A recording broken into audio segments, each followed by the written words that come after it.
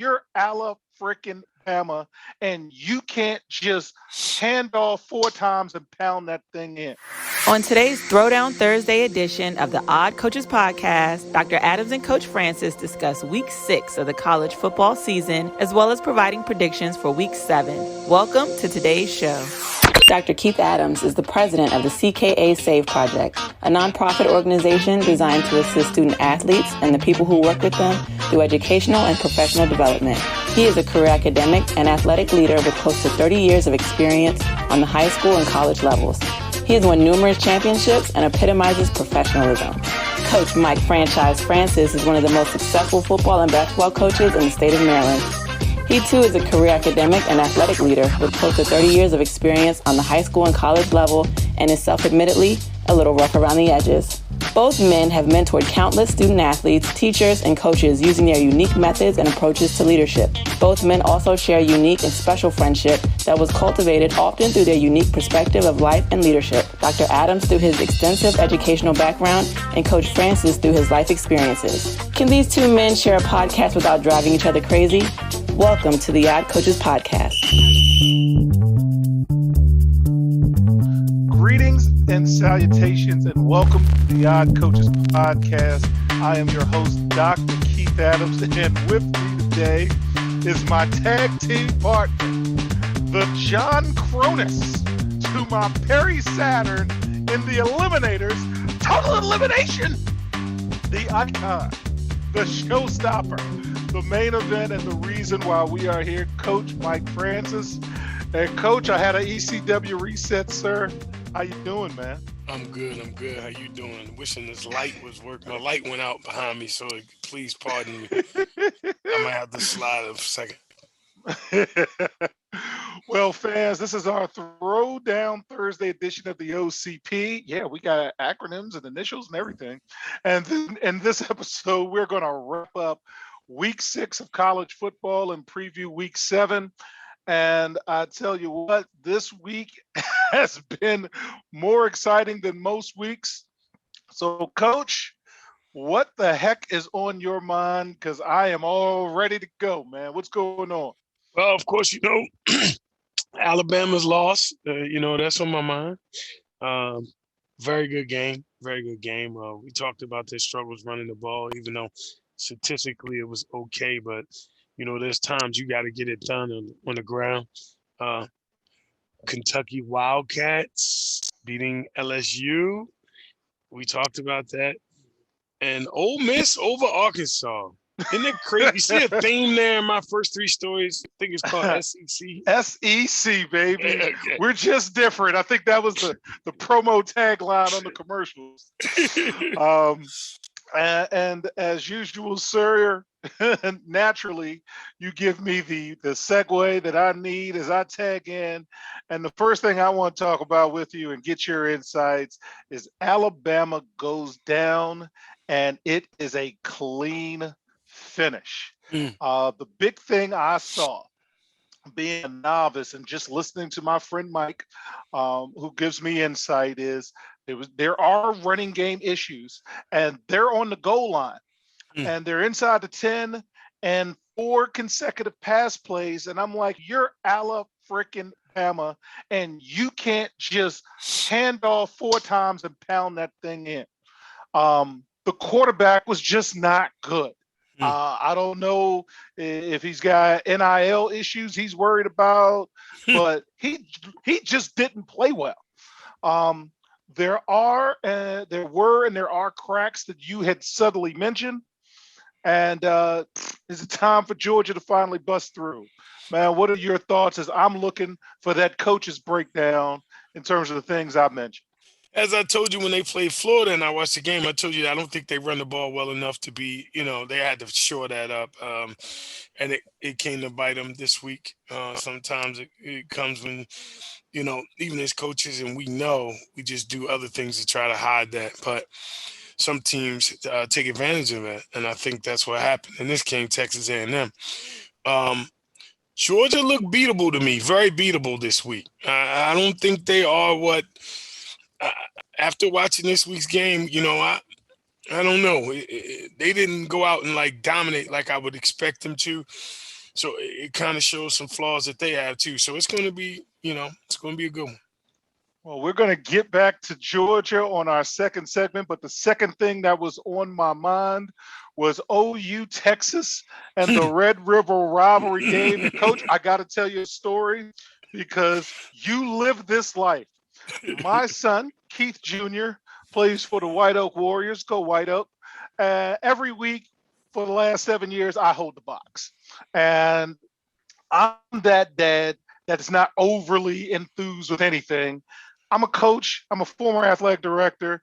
So I'm looking at the score of the Oklahoma Texas game because we mentioned this. We're the odd coaches. I got Yes. podcasts to, look at.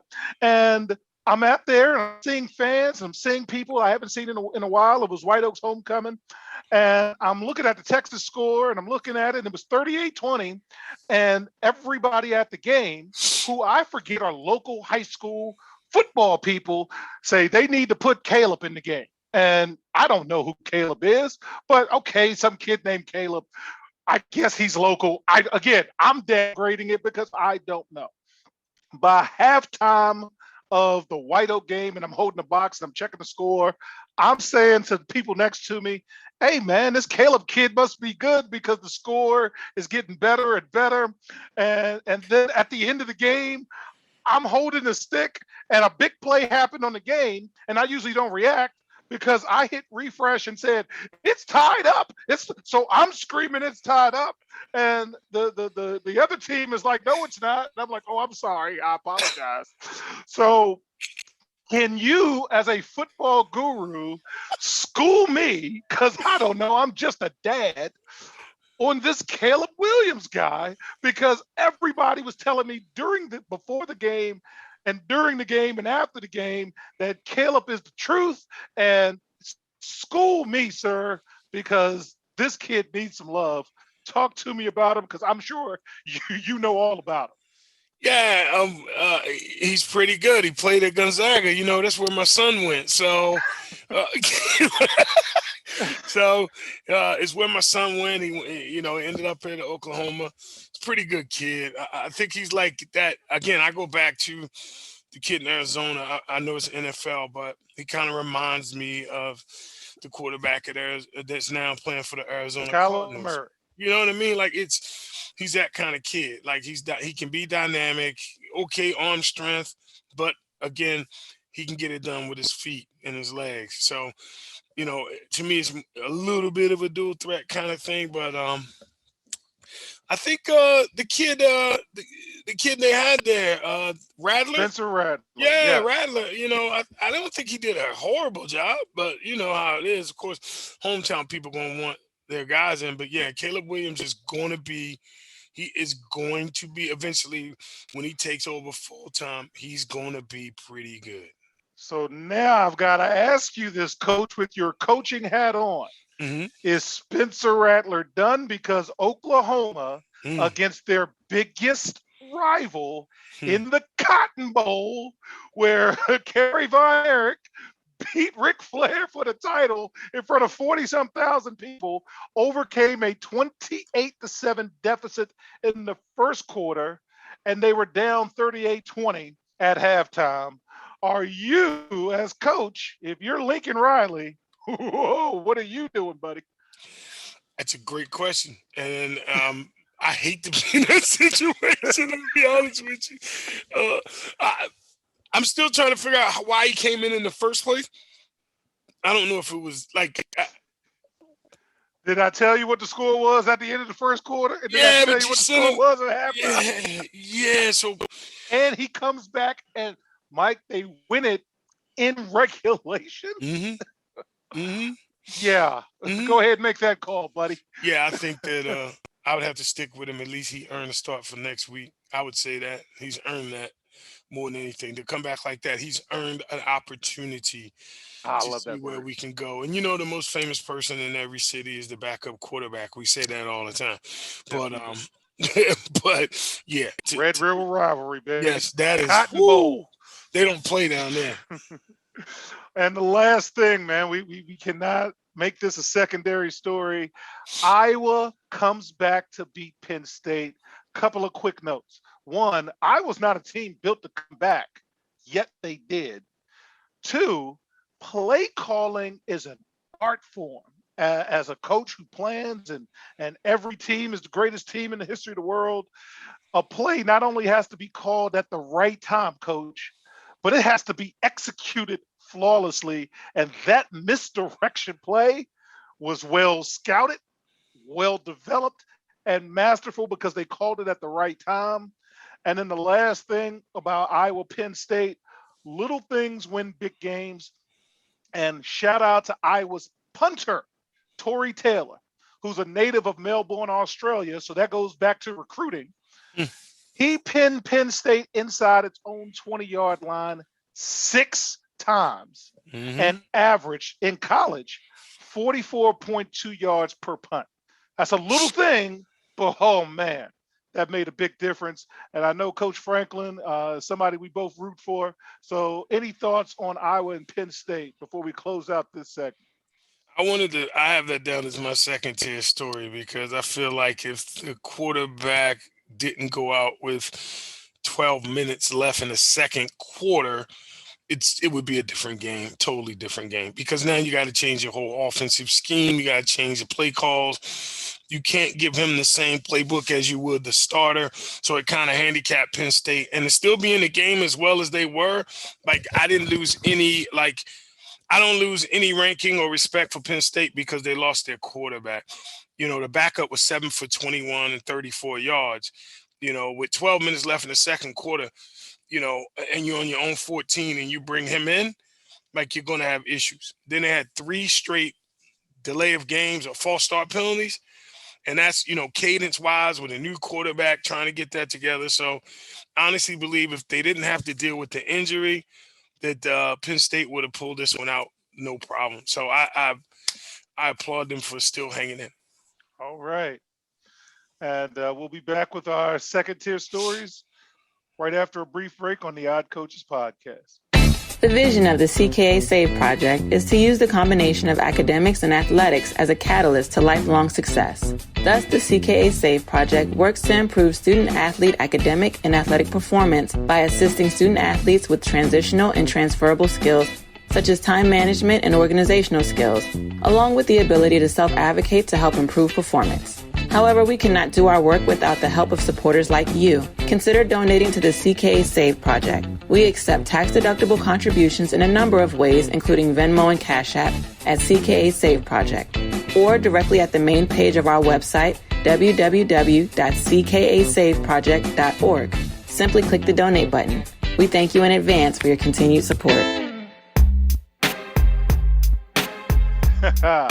Welcome back to the Odd Coaches podcast. And on this segment, we will share our second tier stories and second tier thoughts. And Coach Francis, feel free to add to your Penn State comments or go in a different direction, my friend.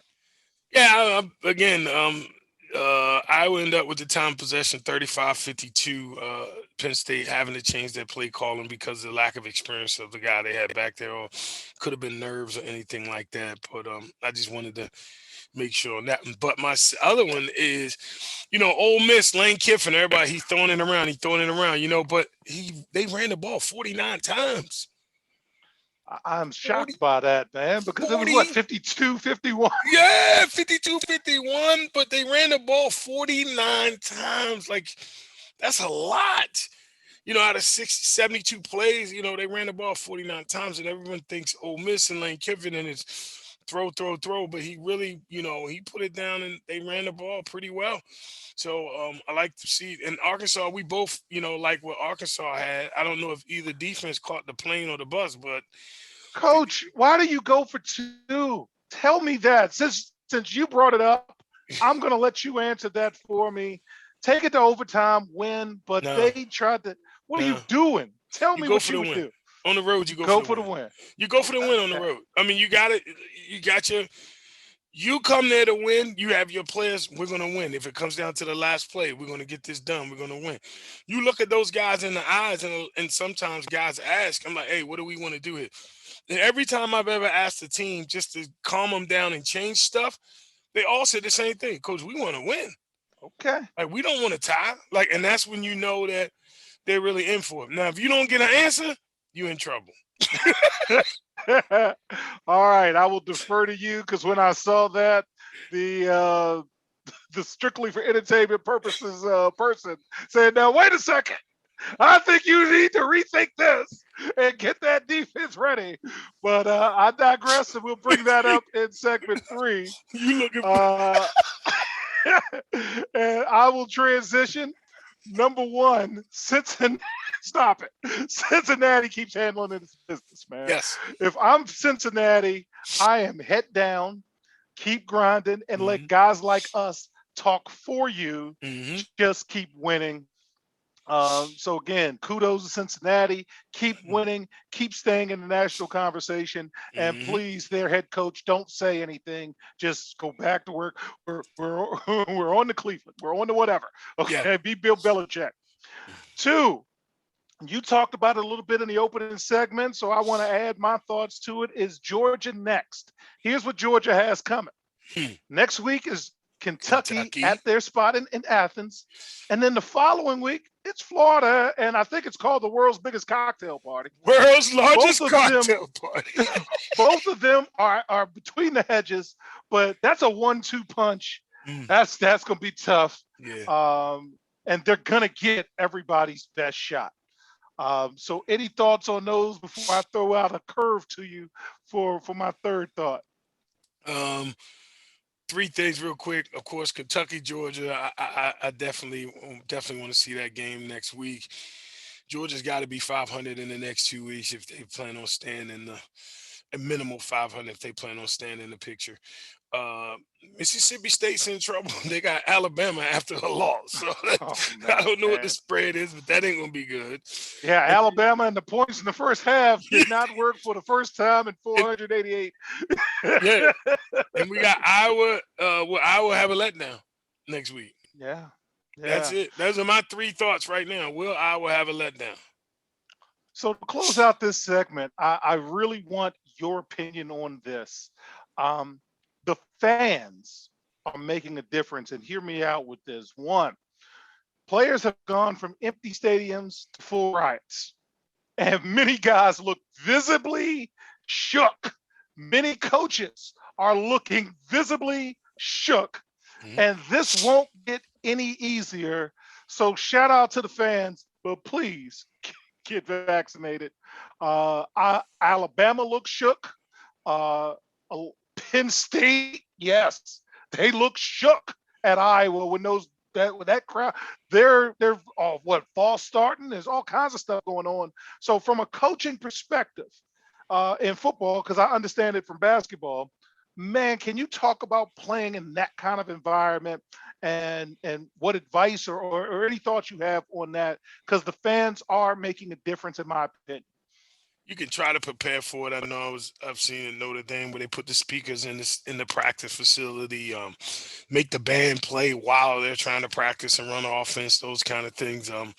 But it's hard. Like it's hard. Like, we've both been in those games where it was like really intense. Not as much as like college, but I remember a couple games I've been into where I had an assistant coach like this close to me, and we're screaming at each other this close just so we can hear each other because the fans, like, oh my God, and if the kids aren't used to it, maybe they were. Hmm. I doubt if anybody, I'd say the Penn State quarterback may have not been prepared for that. But He didn't look prepared for it, yeah, coach. but again, that's just not experience, and now he has it, so we'll see what happens. But yeah, I think. And I'm speaking just from basketball. One of the reasons why I use numbers and hand signals Mhm, was because of environments like that. But mhm. this is football, and you've got 22 players on the field, and I don't know if holding up a card that's red is. That's why I wanted to ask you, because that's crazy. Because I've played in nut houses and Mhm, crazy spots where this was a play. This was a play. mhm. We did this. This meant Yeah. something, and we can run whatever we wanted to run. So none of this the crowd never bothered us Mm-hmm. because I don't need to talk because Mm-hmm. I can communicate, and only five guys had to know what I was saying. Mm-hmm. Football is a totally different beast. And again, that far side of the field, I don't know what the going on over Mm-hmm. there. That's what I felt when I was coaching soccer. So I definitely wanted you to be able to talk a little bit about that. Any other thoughts before we close and get to strictly for entertainment purposes only? No, we still do the same, like signals football wise too. We try to give them, we just want, like, we do a lot of the same thing because Looking like a that, baseball manager. yeah, and that crowd can be something. But yeah, that's about it. I agree with you on that standpoint. All right. Well, fans, we'll be right back with our prediction, our recap of this week. Obviously, I'm excited about it, and our predictions for next week after this quick break on the Odd Coaches podcast. Dr. Keith Adams, president of the CKA Save Project, is releasing a book this fall called Finding the Balance: My Personal Journey to Academic and Athletic Success. The goal of this book is to give greater insight into student-athlete motivation to improve student-athlete academic and athletic success through the lens of Dr. Adams' 30-year academic and athletic journey, from being an underperforming student-athlete to an academic and athletic leader. This book is also designed to be a guide for student-athletes, parents, teachers, coaches, administrators, and anyone else who has a passion to help student-athletes succeed academically and athletically. You can pre-order your copy of the book directly from our website at www.ckasaveproject.org. This book is scheduled for release in the fall of 2021. Welcome back to the Odd Coaches podcast as we recap week 6 and make predictions for week 7. So first of all, we're going to start off with the OCP top 5. This is my statistical rankings compared to my partner's actual football knowledge. So I've got Georgia Bulldogs as number 1. When your youth league football game official is asking you about Georgia, that's a big deal. Okay. I actually have Iowa as number 2. I thought that when they earned it, and now let's see how long you can hold it. 3 is Cincinnati because, again, quietly, they're doing what they're supposed to do. 4 is Alabama because, hey, they're Alabama. And if they run the table and beat Georgia, then everybody's got one loss. And yes, Mississippi State, to quote my good friend Myron Flowers, you are on the clock, my friend. And 5 is Oklahoma, although you saw the flaws in Oklahoma, and a flaw is a plenty. They got the win in the Red River rivalry, and what a game. On the outside looking in, go Big Blue in Michigan. And you're a jinx, by the way, but that's a private joke. Michigan State, Kentucky, Coastal Carolina, and begrudgingly, Wake Forest is on the outside looking in at least for one more week. Coach, what's looking like with the franchise 5 merchandise coming soon? Hey, I got Georgia number 1 because they won. Bama slipped to 2. Um, Iowa Yeah, is, well, you got Bama at 2. yeah, I still got Bama. I still believe they're better than Iowa, Everybody Cincinnati, else. Kentucky. Yeah, they're better than everybody else. I mean, they just they lost one game, and it's a one loss team. They'll still get in. Like Yes. and if they drop, then if they lose another game, then it's a whole different conversation. But I still got them. They're playing a very tough conference, and you know, on the road, maybe those guys need to learn. Plus, you're not going to hear it from him, but they was down like 2 linebackers, outside linebacker, middle linebacker. Like defensively, they had Yeah, some the injuries. the starter and the backup to that Yeah, one position, I think we're out. yeah. So they had some injuries, and when you're at that level, like you're going to suffer when you have those. So, but give them a week to prepare. Where they're playing next week. Of course, we talked about Mississippi State being in trouble next week because they have Bama. But number 3, Iowa. All right, pretty good win, but you beat a team without their quarterback for almost 3 whole quarters. So I mean, you know what I mean? Like I can't. You struggled to be a team you rank higher than at home, and they didn't have their starting quarterback. So to me, that it doesn't bode a lot well for me. Cincy, of course, yes, we know what they're doing and they're looking good. And I'm with Kentucky Wildcats, baby. I keep saying it. For Kentucky to beat LSU, let's talk about this. We ain't talking basketball. We talking football. Kentucky beats LSU handedly. Yes. Handedly. And I've been singing Kentucky's praises since the preview, and I'm not going back off of that. I think what they're doing is good. I think what they're doing is good. So that's my top five. It's a franchise five right there. Georgia, Bama, Iowa, Cincy, Kentucky. All right. Recap of week 6 games of the week. And again, when we tape, we only do the money line, so I don't know what the spread was, but it's all strictly for entertainment purposes only. I had Coastal Carolina over Arkansas State. That was a win. I had Oklahoma versus Texas and Oklahoma winning. That was a win. I had Iowa over Penn State. That was a win. And yes, selfishly, I was quite disappointed that Arkansas went for 2 against Ole Miss. I could have thought that they would have won in overtime, but they lost. I was 3-1 last week, but my season record is 15-9, which is 60%, which is still over my individual personal goal of 53%. So I am very pleased. And again, although this is strictly for entertainment purposes only, I'm getting better, Coach, which takes us to the games of the week for week 7. I got 4 good ones. We've got Auburn versus Arkansas. I got Arkansas coming back strong again. I think that was a rap album in the 80s. Kentucky versus Georgia.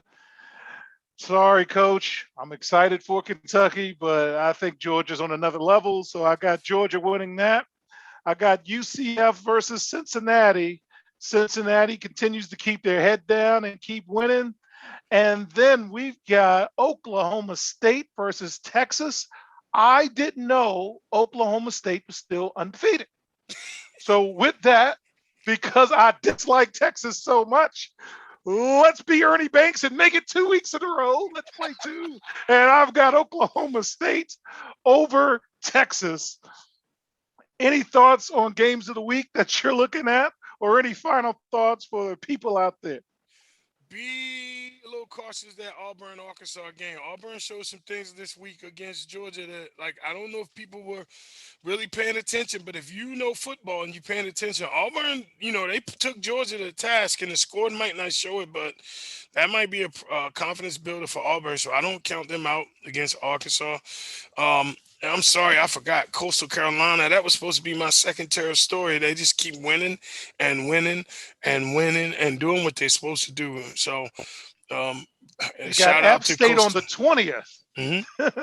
So we'll be talking about them on our next show, and that's why I skipped them too. But yes, I'm paying attention. When I saw that game was going to be on October 20th, I'm like, well, we got time to watch and talk about that. All right. So on behalf of my tag team partner, Coach Mike Francis, I am Dr. Keith Adams saying thank you for listening and or watching the Odd Coaches podcast, and we will see you on the sidelines. Till next time. Thank you. We hope you enjoyed today's show. For more information about the CKA Save Project, please visit them on the web at www.ckasaveproject.org. You can follow Dr. Adams on Twitter and Instagram at CKA Save Project. In addition, follow Coach Mike Francis on Twitter and Instagram at Coach Franchise, spelled Coach Franchize.